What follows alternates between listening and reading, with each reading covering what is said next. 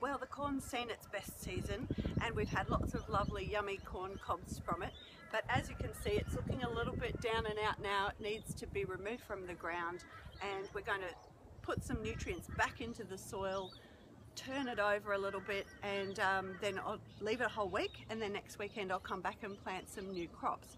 So what we're going to use for the soil nutrient is all the worm castings. You heard me talk about my worm farm before. We've got worm castings galore in there, so they're really nutritious for the plants. We're going to give it some time, aerate it through, and then next weekend it'll be a fantastic garden bed for planting some new seedlings.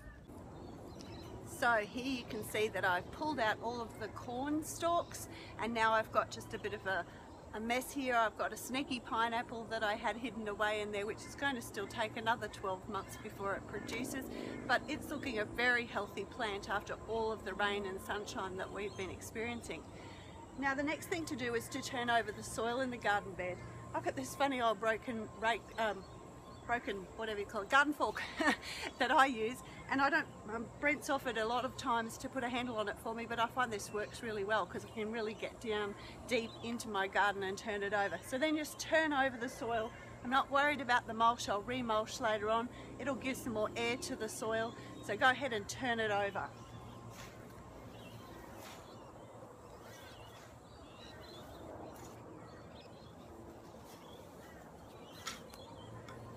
I'm always concerned because there's a sprinkler system hidden under there as well, so try not to go too deep, but there's plenty of depth of soil anyway so that we can grow lots of things even if they have deep roots.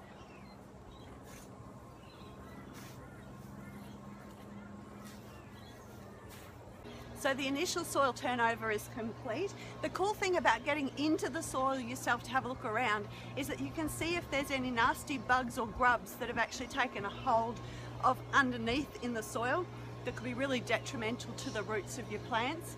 Also allowed me to pull out some really rogue nut grass, which has been driving me crazy, something that we'll never get rid of. We just have to attack it as we go.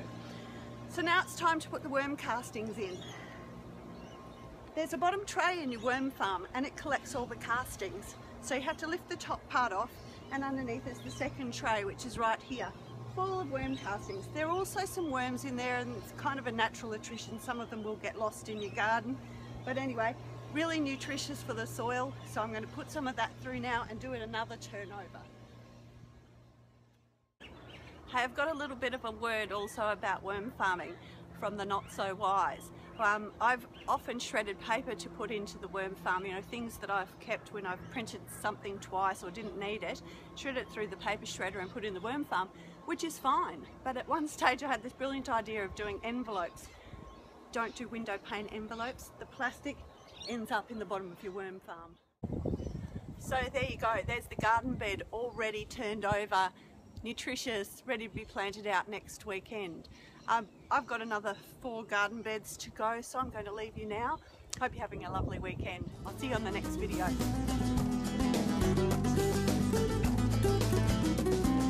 Alto Cerro, voy para Marcaney, luego a Puerto